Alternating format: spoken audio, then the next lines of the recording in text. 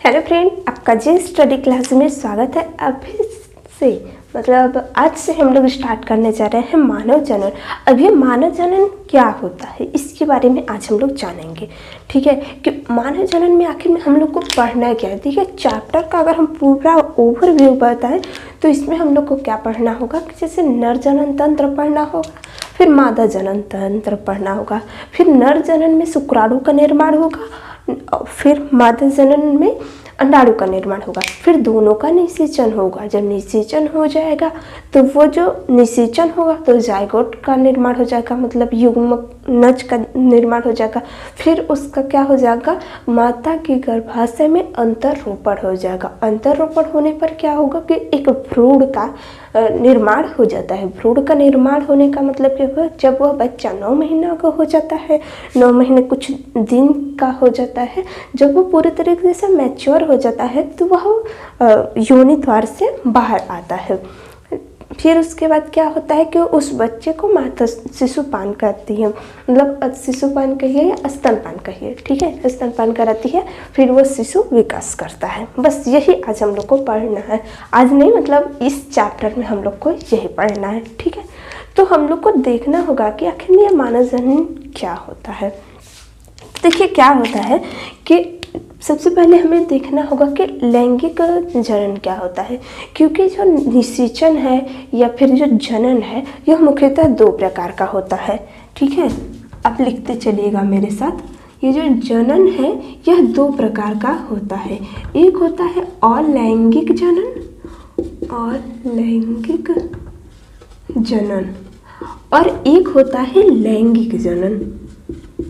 लैंगिक जनन, ठीक है। तो देखिए, ये जो अलैंगिक और लैंगिक, आप नाम बहुत सुने होंगे कि अलैंगिक और लैंगिक जनन, लेकिन आखिर में ये अलैंगिक जनन है क्या, लैंगिक जनन है क्या। देखिए, अलैंगिक का अर्थ लोग कहते हैं केवल अकेले से ही, मतलब कोई व्यक्ति है अकेले है, वह एक बच्चे का निर्माण कर दिया। लेकिन लैंगिक जनन जो है इसमें 2 लोगों की ज़रूरत पड़ती है। ठीक है, तो अलैंगिक का मतलब क्या हुआ कि इसमें नर प्लस मादा, मतलब दोनों होता है इसके शरीर में। ठीक है, एक लिंगी जनन भी इसे कहते हैं, अलैंगिक जनन को। ठीक है, नर प्लस मादा इनके शरीर में उपस्थित होता है। ठीक है, एक समय आता है जिससे नर जो है शुक्राणु का निर्माण कर देते हैं, और अब शुक्राणु क्या होता है इन सब के बारे में हम बताएंगे आपको।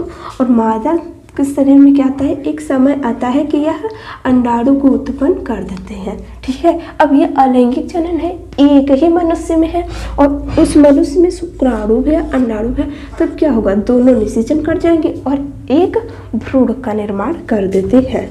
ठीक है, एक भ्रूण का निर्माण कर देंगे। तो इसमें क्या हुआ, अलैंगिक जनन में कोई ज़्यादा डिफिकल्टी नहीं हुई। लेकिन ये जो लैंगिक जनन है इसमें 2 लोगों की ज़रूरत पड़ती है। ठीक है, कौन कौन, एक नर की ज़रूरत पड़ेगी और एक मादा की ज़रूरत पड़ती है। ठीक है, अब लैंगिक जनन क्या है, इसमें 2 लोगों की ज़रूरत पड़ती है, नर और मादा, मतलब मेल एंड फीमेल। अलैंगिक जनन में दोनों में एक ही थे, लैंगिक में अलग अलग होते हैं, बस यही अंतर है। ठीक है, तो इतना नोट पहले कर लीजिए, क्योंकि एक एक पॉइंट को क्लियर करते हुए चलना है।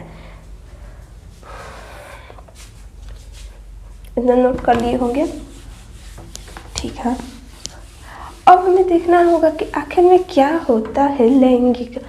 अगर हम लैंगिक अंग देखें मनुष्य में, लैंगिक अंग, ठीक है, लैंगिक अंग,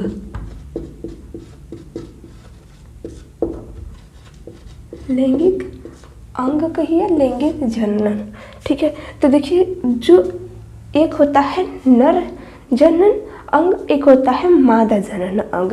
ठीक है, एक होता है नर जनन अंग, एक होता है मादा जनन अंग, मादा जनन अंग। आखिर में ये नर जनन अंग क्या होता है, देखिए, जिसकी आवश्यकता हमें सबसे ज़्यादा है, मतलब नर जनन अंग में किसका निर्माण होगा, नर जनन अंग में शुक्राणुओं का निर्माण होता है। ठीक है, शुक्राणु का निर्माण होगा। और मादा जनन अंग जो है इसमें अंडाणु का निर्माण होता है। अब जैसे ही ये शुक्राणु और अंडाणु फ्यूज करते हैं, मतलब निषेचन करेंगे, ये दोनों के दोनों क्या करते हैं, निषेचन करते हैं। निषेचन जब करेंगे तो एक भ्रूण का निर्माण हो जाता है।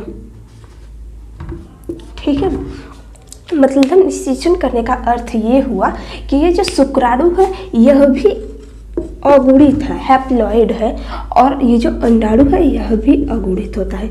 जब ये दोनों के दोनों संलयन मतलब जुड़ेंगे, निषेचन का मतलब क्या हुआ, इसका शुक्राणु और इसका अंडाणु दोनों क्या करते हैं, पास में आते हैं। ठीक है, जब दोनों पास में आएंगे तो क्या करेंगे, n और n किसमें परिवर्तित हो जाएगा, 2n में परिवर्तित हो जाता है।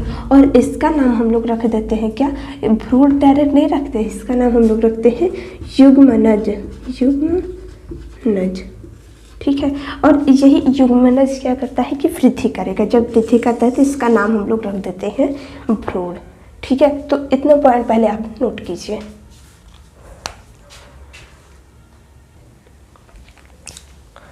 यहाँ पे आप जनन न करके लैंगिक अंग ही कर दीजिए क्योंकि ज़्यादा सूटेबल रहेगा, क्योंकि नर जनन अंग में बहुत से आ जाएंगे। यहाँ पर लिख दीजिएगा लैंगिक, यहाँ पर भी लिख दीजिएगा लैंगिक। ठीक है, बस ज़्यादा परिवर्तन नहीं करना है। अब इसको हम कर रहे हैं इरेज। अब हम लोग क्या देखेंगे, देखिए जब हम लोग लैंगिक जनन पढ़ते हैं, लैंगिक जनन, ठीक है, जब हम लोग लैंगिक जनन पढ़ते हैं तो इसमें 3 अवस्था आती है।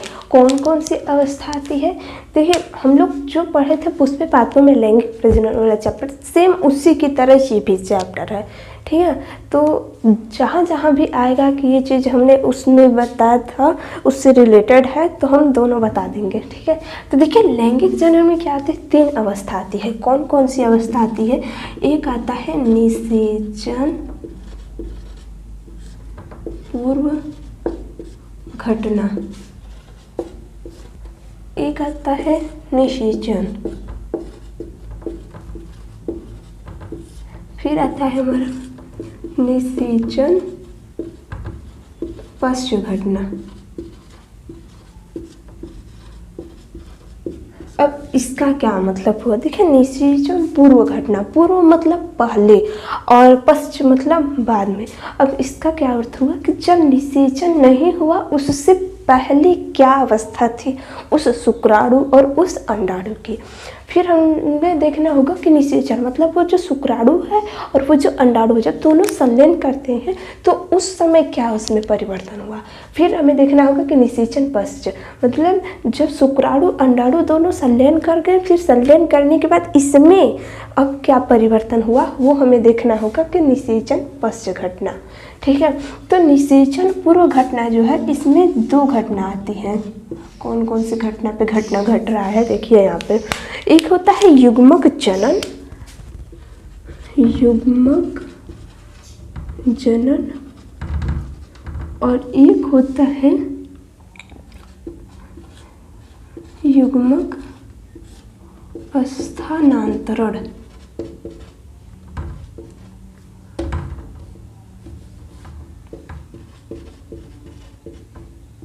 ठीक है, मतलब निषेचन पूर्व, निषेचन नहीं हुआ है उससे पहले क्या होता है, युग्मक जनन का है। युग्मक जनन का मतलब क्या हुआ, युग्मक जनन का मतलब क्या हुआ सब बता रहे हैं। युग्मक जनन होगा और उसके बाद होगा युग्मक स्थानांतरण। शायद आपको अभी एक भी पॉइंट ना क्लियर हुआ हो कि आखिर में इसमें कैसा कैसा टॉपिक है। देखिए इसमें आपको नाम बहुत याद करने होंगे, लेकिन जब आप जैसे जैसे पढ़ लेंगे ना तो इस चैप्टर में इतना इंटरेस्ट आप लोग को लगने लगेगा कि हाँ हमें ये चैप्टर पढ़ना ही है। ठीक है, मतलब बहुत अच्छा लगेगा आपको। अब देखिए युग्मक जनन, युग्मक का मतलब क्या हुआ, युग्मक होता है n के फॉर्म में। ठीक है, युग्मक होता है n के फॉर्म में, युग्मनज होता है 2n के फॉर्म में।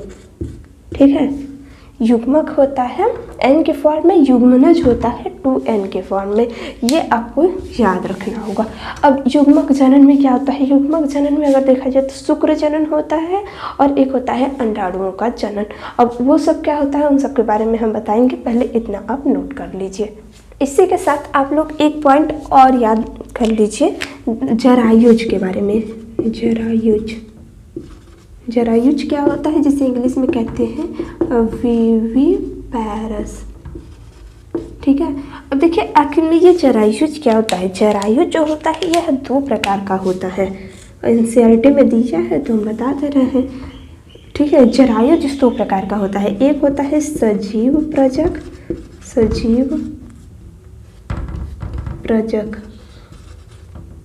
ठीक है, और एक होता है अंड प्रजक। अब ये सजीव प्रजक क्या है और ये अंड प्रजक क्या है? देखिए नाम से ही स्पष्ट हो रहा है सजीव, और इसका भले ही नाम आपको समझ में आए लेकिन अंड प्रजक आपको समझ में आ रहा होगा कि मतलब ऐसे कोई भी पशु पक्षी जो भी है, ठीक है, जो अंडा देती हूँ उससे हम लोग कहेंगे अंड प्रजक। जैसे मोर क्या है? अंड प्रजक होते हैं। कबूतर क्या है? अंड प्रजक। मुर्गी क्या है? अंड प्रजक। ठीक है, मतलब इन सब में क्या होगा कि अंड प्रजक क्या होते हैं? जो अंडा देते हैं। और ये जो सजीव प्रजक है, सजीव प्रजक का मतलब क्या होगा कि जो शिशु को देते हैं। जैसे मनुष्य हो गया, मनुष्य क्या है? मनुष्य जो है जरायुज सजीव प्रजक है। ठीक है, सजीव प्रजक का अर्थ क्या हुआ? शिशु को जन्म देने वाला, शिशु को जन्म देने वाला। ठीक है, इतना पॉइंट आप लिख लीजिए। और अंड प्रजक का मतलब क्या हुआ? अंडा देने वाला। ठीक है, अब सजीव प्रजक में क्या क्या आएंगे आप एग्जाम्पल लिख सकते हैं। एग्जाम्पल के थ्रू आप लिख सकते हैं। इसमें मनुष्य हो गया, मनुष्य कैसा है? मनुष्य सजीव प्रजक, ये जरायुज का सजीव प्रजक होता है। ठीक है, और अंड प्रजक में अब ढेर सारे एग्जाम्पल लिख सकते हैं। जैसे हमने यहाँ पर लिख दिया पक्षी। ठीक है, पक्षी हो गए। सरीसृप भी आते हैं, उभयचर भी आएंगे। सरीसृप, उभयचर का मतलब क्या हुआ? जो जल और पानी दोनों में रहते हैं। ठीक है, जल और पानी का क्या अर्थ हुआ? मतलब जो जल और थल, मतलब जो मतलब इधर हम लोग कह सकते हैं कि जो धरती पर भी रह सकते हैं और पानी में भी रह सकते हैं, जो आते हैं उभयचर में, उभयचर। ठीक है, इतना पॉइंट आप नोट कर लीजिए। ये एनसीईआरटी में दिया था तो हमने बता दिया। नेक्स्ट पॉइंट है हम लोग का नर जनन तंत्र। ठीक है, यही आप लोग को पढ़ना है।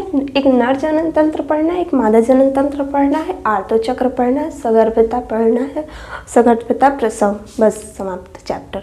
तो हम लोग आ गए हैं अपने मेन टॉपिक पर, जिससे हर साल क्वेश्चन आ रहे हैं, बोर्ड के एग्ज़ाम हो या नीट के एग्ज़ाम हो। ठीक है, तो नर जनन तंत्र क्या होता है? नर जनन तंत्र क्या होता है ये आपसे डायरेक्ट कोई नहीं पूछेगा। पूछेंगे सब क्या कि जैसे नर जनन तंत्र के अंग कौन कौन से आते हैं, उसमें प्राथमिक लैंगिक अंग कौन सा है, द्वितीयक लैंगिक अंग कौन सा है, इस तरह से क्वेश्चन पूछे जाते हैं। ठीक है, तो यहाँ पर हमने लिखा है कि नर जनन तंत्र में देखिए मनुष्य से रिलेटेड है, तो हमें तो जानना ही पड़ेगा ना कि आखिर में उसके अंग में क्या क्या पाए जा रहे हैं। ठीक है, तो हमने यहाँ पे लिखा है एक जोड़ी वृषण। अब वृषण क्या होता है जिसके बारे में हम लोग आज डिटेल में जानेंगे। ठीक है, फिर आएगा हम लोग का सहायक नलिका, हो सकता है इसे हम लोग कल देख ले। ठीक है, सहायक नलिका। फिर आता है सहायक ग्रंथि। अब ये देखिए सहायक नलिका जो है इसमें कई सारी नलिकाएं हैं। ठीक है, जब आएगा ये चैप्टर तो हम बता देंगे इसमें ये नलिका है। ठीक है, और फिर है हम लोग का सहायक ग्रंथि। सहायक ग्रंथि के में नोट कर लीजिए यहीं पर, सहायक ग्रंथि इसमें क्या क्या आएंगे। देखिए सहायक ग्रंथि में क्या क्या आता है। एक आएगा शुक्राशय, दूसरा आएगा प्रोस्टेट ग्रंथि, फिर तीसरा है बल्बो यूरेथ्रल।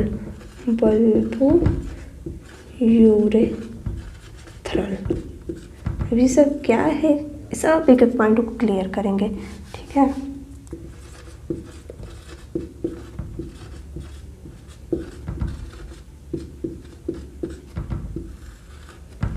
अब देखिए हमने क्या क्या बताया कि नर जनन तंत्र में क्या क्या आएंगे। एक जोड़ी वृषण होता है, वृषण एक नहीं एक जोड़ी, एक जोड़ी का मतलब क्या हुआ 2, ठीक है। फिर सहायक नलिका एक पाई जाती है, फिर सहायक ग्रंथि में हमने बता दिया शुक्राशय, प्रोस्टेट और बल्ब यूरेथ्रल पाई जाती हैं, और बाह्य जननेंद्रिया पाई जाती है। अब ये क्या होता है देखिए, अब हम लोग केवल एक हेडिंग बनाएंगे, क्या, एक जोड़ी वृषण, ठीक है।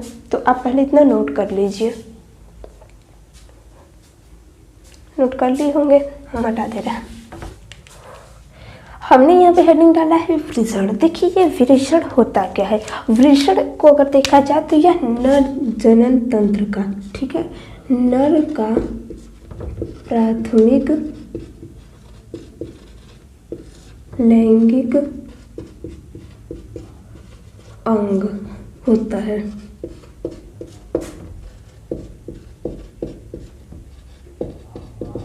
ठीक है। मतलब मनुष्य में पूछा जाए जैसे नर का प्राथमिक लैंगिक अंग क्या होता है, तो नर का जो प्राथमिक लैंगिक अंग है यह वृषण होता है। अब वृषण क्यों होता है इसके बारे में अब हम आपको बताने जा रहे हैं। देखिए वृषण होता कैसा है, वृषण को अगर देखा जाए तो यह मनुष्य के शरीर से बाहर स्थित होता है, एक थैलीनुमा इस तरह से होता है, ठीक है। अब यह सबसे पहली बात तो यह है कि आखिर में ये जो थैलीनुमा संरचना है वृषण जो है यह क्यों बाहर पाया जाता है, यह शरीर के अंदर ही क्यों नहीं पाया जाता है। तो सबसे बड़ी कमी क्या है इस वृषण में, इस वृषण के अंदर शुक्राणु का निर्माण होता है, ठीक है। और शुक्राणु को बनने के लिए कितने ताप की आवश्यकता होती है, तो जो हम लोग के शरीर का ताप है उससे 2 या 3 डिग्री सेल्सियस कम की आवश्यकता होती है। हम लोग के शरीर का तापमान कितना होता है 37 डिग्री सेल्सियस होता है, ठीक है। और ये जो शुक्राणु बनेंगे इस वृषण के अंदर, इसके लिए ये ताप जो है इतना ना होकर के इन्हें 35 डिग्री सेल्सियस की आवश्यकता पड़ती है। इसलिए ये क्या करते हैं, अपने मतलब मनुष्य के शरीर से ये बाहर उपस्थित होते हैं, ठीक है। तो याद रखिएगा कि इनमें इस वृषण का जो है इसमें शुक्राणु के निर्माण के लिए कितना अनुकूलतम ताप होना चाहिए, तो 35 डिग्री सेल्सियस हम लिख दे रहे हैं, ठीक है। 35 डिग्री सेल्सियस ताप की आवश्यकता पड़ती है, ठीक है। अब ये जो वृषण होता है यह क्या सभी में बाहर निकला होता है, ठीक है। मतलब मनुष्य में तो बाहर निकला ही होता है, क्या इसके साथ क्या अन्य जानवरों में भी वृषण निकला होता है? जी नहीं। इसमें क्या होता है कि जैसे शुक्राणु का निर्माण होने के लिए हमें 35 डिग्री सेल्सियस ताप की आवश्यकता होती है। एक ऐसा जानवर है जिसमें वृषण बाहर नहीं निकला होता है, जैसे हाथी हो गया, हाथी में वृषण बाहर नहीं निकला होता। अब आपको लग रहा होगा क्या उसके अंदर शुक्राणु का निर्माण नहीं हो रहा होगा, होता है उसके अंदर भी शुक्राणु का निर्माण, लेकिन क्या होता है कि जो हाथी का शरीर है ना वह 35 डिग्री सेल्सियस ताप का ही होता है, ठीक है। अब उसके शरीर का जो ताप है वो 35 डिग्री सेल्सियस है। जब 35 डिग्री सेल्सियस है, शुक्राणु को बनने के लिए भी 35 डिग्री सेल्सियस की आवश्यकता होती है। अब शुक्राणु उसके में बाहर निकले या अंदर ही रहे, तो बात कुछ भी करिए, तो इसमें क्या होता है कि इसलिए हाथियों में जो है यह वृषण शरीर के अंदर ही होता है, मतलब बाहर नहीं होता है, ठीक है। अब वृषण कहाँ होता है, किस थैली में होता है, तो देखिए ये जो वृषण है यह वृषण कोश में स्थित होता है। ये जो वृषण है यह वृषण कोश में स्थित होता है, ठीक है। कुछ जानवर ऐसे हैं जैसे चमगादड़ हो गया, चमगादड़ में वृषण हमेशा बाहर नहीं होता है। उनमें वृषण कब बाहर आता है, जब उन्हें जनन करना होता है तो उनका वृषण बाहर आ जाता है, लेकिन जब उन्हें जनन नहीं करना होता है तो उनका ये जो वृषण है वह अंदर चला जाता है, ठीक है। अब इसमें क्या होता है, अब हम लोग अपने टॉपिक पर ही आते हैं। वृषण कोश में स्थित होता है वृषण, ठीक है। अब ये जो वृषण है एक ढीली संरचना से अवतरित होता है, मतलब आवरण से घिरा होता है, जिसे वृषण कोश कहते हैं। अब इस वृषण कोश में लगभग 250 से 300 वृषण पालिका पाई जाती है। क्या? वृषण पालिका। अब ये वृषण पालिका क्या होता है, देखिए अब हम बताने जा रहे हैं कि ये जो वृषण है इसमें कितने पाए जा रहे हैं, 250 से 300 वृषण पालिका। ठीक है, वृषण पालिका कैसी होती है, कुछ इस तरह से संरचनानुमा होता है।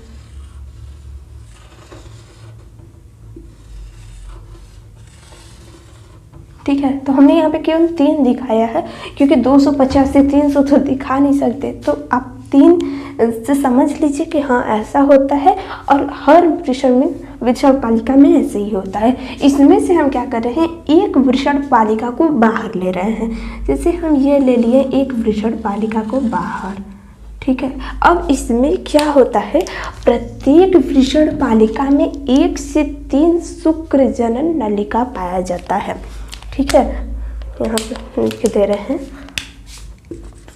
प्रत्येक वृषण पालिका में 2 से 3 शुक्र जनन नलिका पाया जाता है।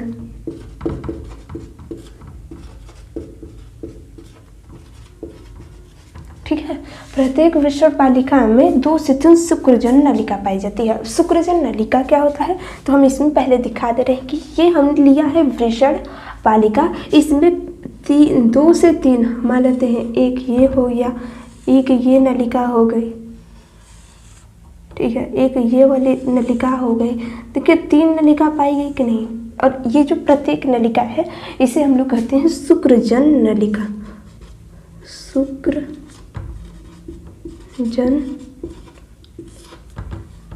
शुक्रजन नलिका। ठीक है, अब यहाँ पे शुक्रजन नलिका के शुक्रजन नलिका ही लिखिए। ठीक है, अब ये जो शुक्रजन नलिका है इसमें 2 प्रकार की कोशिका पाई जाती है। ठीक है, अब देखिए उसके अंदर दिमाग में एक इमेज बनाते रहिए, तभी आपको ये जो टॉपिक है क्लियर होगा। अब ये जो शुक्रजन नलिका है, शुक्रजन नलिका कैसा होगा, देखिए इस तरह से होते हैं। ठीक है, हमने यहाँ पे दिखा दिया। अब यहाँ तक दिखाने का मतलब क्या हुआ, एक तरीके से देखा जाए तो ये एक तरीके से नलिका के रूप में होता है। इसका मतलब क्या हुआ, जैसे मान लीजिए हम एक एग्जांपल ले रहे हैं, जैसे ये। ठीक है, 1 से 3 ले रहे हैं। ठीक है, ये हो गया शुक्रजन नलिका। ठीक है, ये शुक्रजन नलिका होगा। अगर हम इसको इस तरह से देखेंगे तो हमको कैसा दिखेगा, मतलब ऊपर से देखें तो इस तरह से, मतलब पूरा फ्लैट दिख रहा है, मतलब लंबा में दिख रहा है। अगर मान लीजिए इसी शुक्रजन नलिका को अगर हम इस तरह से, मतलब लंबे में पकड़ के करके अगर हम इस तरह से देखेंगे तो हमको कैसा दिखाई देगा, केवल ये वाला भाग दिखाई देगा। मतलब ये जो शुक्रजन नलिका है इसमें हमें कुछ इस तरह से दिखाई देंगे। ठीक है, इसी तरह हमें संरचना दिखाई देगा। तो शुक्रजन नलिका जो है यह इसी तरह दिखता है। अब इस शुक्रजन नलिका में क्या होते हैं, इस शुक्रजन नलिका में 2 कोशिका पाई जाती है। 2 कोशिका पाई जाती है। कौन कौन सी, एक होता है सर्टोली कोशिका और एक होता है, एक कोशिका हमने यहाँ पे दिखा दिया, दूसरे यहाँ पे दिखा दे रहे, नर जर्म कोशिका। ठीक है, देखिए हम क्या क्या बता चुके हैं। वृषण जो होता है नर का प्राथमिक लैंगिक अंग होता है। यह इसलिए बाहर होता है ताकि शरीर का, मतलब ये शरीर से बाहर इसलिए उपस्थित होता है ताकि शुक्राणु का निर्माण हो सके इसमें।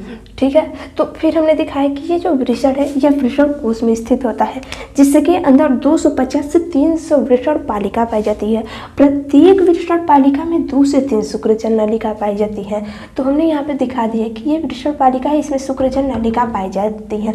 अब इस शुक्रजन नलिका में 2 कोशिका पाई जाती है। कौन कौन से, एक सर्टोली कोशिका, एक नरजर्म कोशिका। अब ये सर्टोली कोशिका क्या करती है, नरजर्म कोशिका क्या करती है, देखिए नरजर्म जो कोशिका है इससे शुक्राणु का निर्माण होगा। ठीक है, इनका कार्य देख लिया जाए, यहीं पर देख लेते हैं। याद भी हो जाएगा। सर्टोली कोशिका का कार्य क्या है? शुक्राणुओं को पोषण देना। ठीक है, तो हम केवल पोषण लिख दें तो आप समझ जाएंगे कि यहाँ पे ये किसको पोषण देने का कार्य करेगा, मतलब शुक्राणुओं को पोषण देने का कार्य करेगा। अब ये है नर जन्म कोशिका। नर जन्म कोशिका से शुक्राणुओं का निर्माण होता है। ठीक है, शुक्राणु का निर्माण। ठीक है, तो कार्य किसके क्या हो गए? पोषण देना किसका कार्य है? सर्टोली कोशिका का। शुक्राणु को निर्माण करना किसका कार्य है? नर जन्म कोशिका को। तो ये टॉपिक आपको क्लियर हुआ कि नहीं? यहाँ तक आप लोग को क्लियर एक एक पॉइंट हो जाना चाहिए। मुझे अब नहीं लगता है कि इसमें अगर आपको कहीं पर भी डाउट होगा तो कमेंट है ना बताने के लिए, तो बता दीजिएगा। ठीक है, तो अब हम ये बताना चाह रहे हैं आपसे कि जो वृषण है, जैसे मान लीजिए वृषण कब शरीर से बाहर आता है, ये भी बात उठता है कि आखिर ये जो वृषण है ये शरीर के बाहर कब आता है। देखिए, जब कोई भी शिशु माँ के पेट में पल रहा होता है, मतलब माँ के गर्भाशय वाले पार्ट में जब स्थित होता है, तो क्या होता है कि जब वह 5 से 6 महीने का होता है, ठीक है, आप मेंटल रूप से कह सकते हैं 6-7 महीने का होता है। ठीक है, तब ये जो वृषण है, वृषण कोशिश अपने शरीर से बाहर आ जाता है। ठीक है, माँ के पेट में ही रहता है तभी 6 से 7 महीने का। अब आपको लगेगा कि 8 महीने में क्यों नहीं होता, क्योंकि आपको पता ही होगा कि अक्सर तर क्या होता है कि 7 या 6 महीने तक मनुष्य के शरीर के सभी जितने भी मुख्य अंग हैं उसका निर्माण हो जाता है। अभी हम सब एक एक पॉइंट को क्लियर करेंगे, बस जैसे जैसे बोल रहे हैं ना, बस आपको पढ़ना है वैसे वैसे। हाँ, एक पॉइंट यहाँ पर हमने लिखवाया ना कि वृषण जो है यह किसी शिशु से बाहर कब आता है? जब वह माँ के पेट में रहता है 6 या 7 महीने का, तब आता है। ठीक है, तो आज का टॉपिक हमारा यही रहा दोस्तों। आज का टॉपिक कैसा रहा आप हमें ज़रूर कमेंट बॉक्स में बताइएगा। हो सके तो वीडियो को लाइक कीजिएगा, शेयर कीजिएगा और सब्सक्राइब कीजिएगा।